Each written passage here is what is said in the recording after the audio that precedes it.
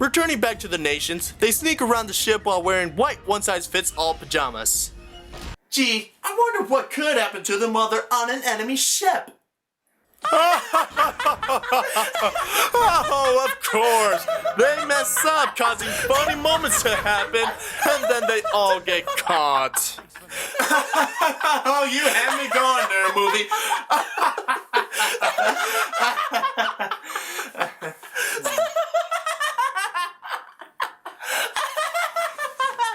Oh, my little granny.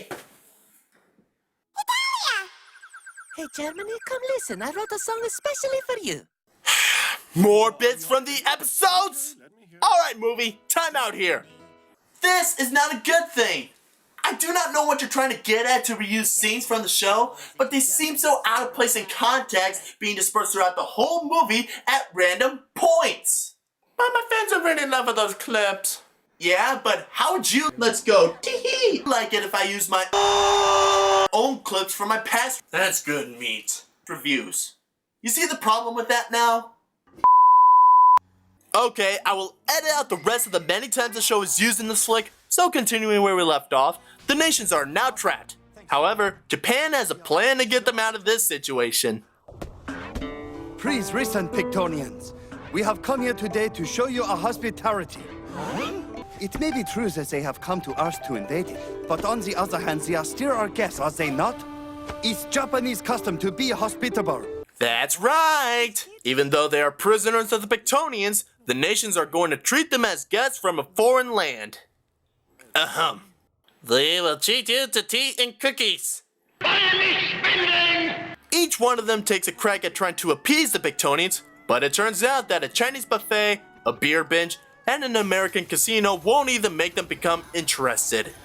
Japan attempts to make their guests feel at least something by having them dance, and it actually works?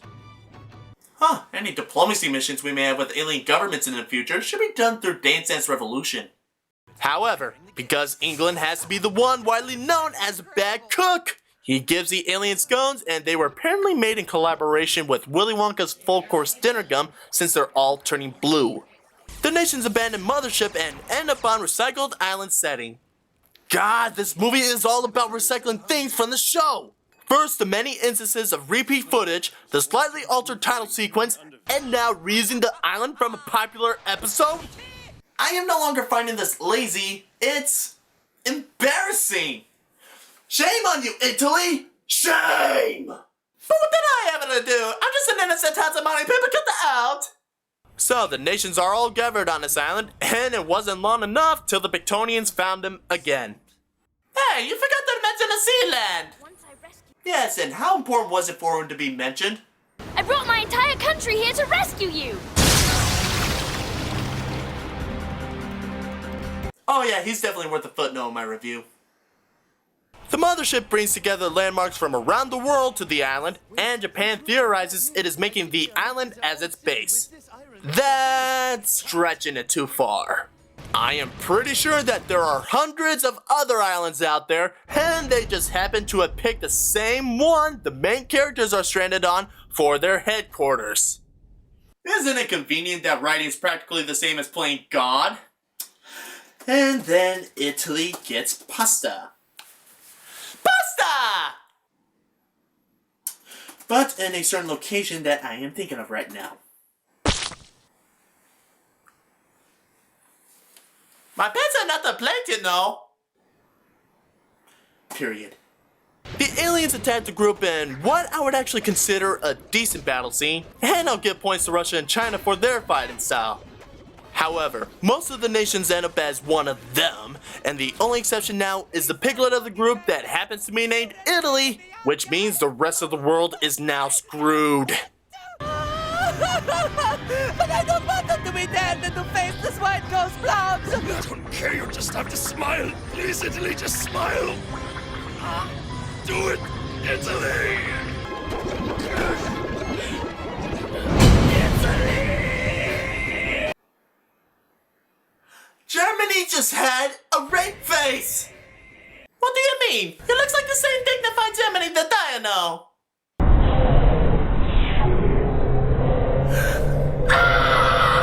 Germany! Italy!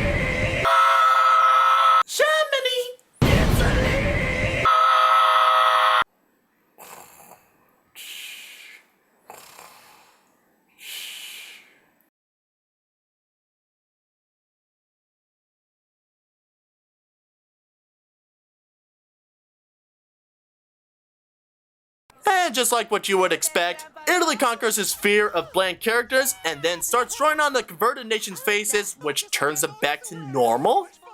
So the solution this whole time was the same tool that's used by... To cap off on this movie, the leader of the Bictonians appear and she apologizes for trying to conquer the planet and wipe out mankind. I would like to apologize for all the trouble we have caused you and your people. Our initial goal was to conquer this planet and to assimilate you to our image. But after seeing how much fun this world can be, we've decided we do not wish to change anything about it. Hey! You tried to annihilate us! We deserve better than that! Oh, they said they're sorry. That makes things better then. Italy gives the Bictonians his markers so they could probably vandalize Uranus on the way out of the solar system, and they leave, ending on a high note that the nations are left on a deserted island to die. And that's Hetalia the movie, painted white. Did you like it, Mr. Reviewer? It's stupid. I know. This film, it is not really good for quite a few reasons. Of course, the big problem with it is that it used repeat footage from the show, and for what purpose did the clip serve in telling a story or developing any character? Indeed. And it turns out that they take up about 30% of the movie's total running time, which then means that Boom Boom Sabotage just found competition for most useless padding. And if I were to nitpick at this movie, I say that Switzerland should be involved. I don't care if it's comedy, hostile aliens are at the border, so the least you can do is scream and run around, or I don't care anymore. Also, the Bictonians are making the aliens from science look butch. You know what I mean, you know what that? Do yourself a favor and grow up, parent. Now, it is time for me to pass judgment as I will now grade Hetalia the movie. For starters, I have to beg the question. What story? For these characters that usually do reenactments to finally have an original story to follow, I am actually disappointed. One of the show's main features is, after all, its reenactments of world events, so why not actually make a movie about that instead? The story should have been about one of the world wars in its entirety, or maybe another significant historical event. Compared to this, that would have been a lot more interesting to see. If there's anything about the story though that does have good merit at least, it is the moral they sort of spit out in the end about not pressing your own views onto others, and that diversity is good. Although this wasn't executed well. Oh, and one more thing. Italy should be the main focus too, not Juden at the end when we suddenly remember that he's in the movie. For story, it has earned a D mark. Now for characters. This is the easiest grading I ever had so far. The nations are somewhat acceptable stereotypes, but that still doesn't change what they really are. Not fleshed out enough, and they really need a revamp, and soon. The antagonists are also just not so interesting. It was eye-catching at first that whatever they change looks like a preschool kid's artwork, but as for being life forms from space that have no emotions at all, doesn't that sound familiar at least? In my book, characters gets a C. For the film's look, well, the animation is great. Oh, what's this? You gave low marks for story and characters, but you're praising the animation? Guys, part of being a reviewer is that I have to give movies everywhere a fair shot in a few different ways, which is why I have this grading system in place. Sure, everything else could be just crap, but at least it'll look like nice crap. For overall look, it's an A. And of course, we can't forget the essential part of a movie-going experience. Truth be told here, the first time I watched this, it was alright, but then when I rewatched it, it was boring. The writing really needed a kick to the groin, and the film also should have some more action going on in order to keep my attention. The reusage of footage from the show also faulted in this, because if I wanted to watch that, then I would watch the actual episode it came from instead. In contrast to that though, I sort of find the voice actors entertaining in this. It's not the greatest English dubbing, but you can tell they really have fun with it. If you're a fan of Hetalia, you're free to watch it. It's just that personally, I don't like it. I present to emotional response a C.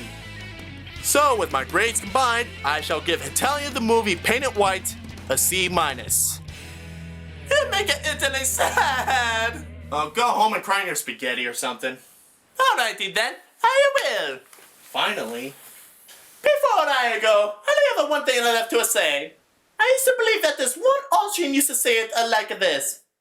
Fuck you, asshole!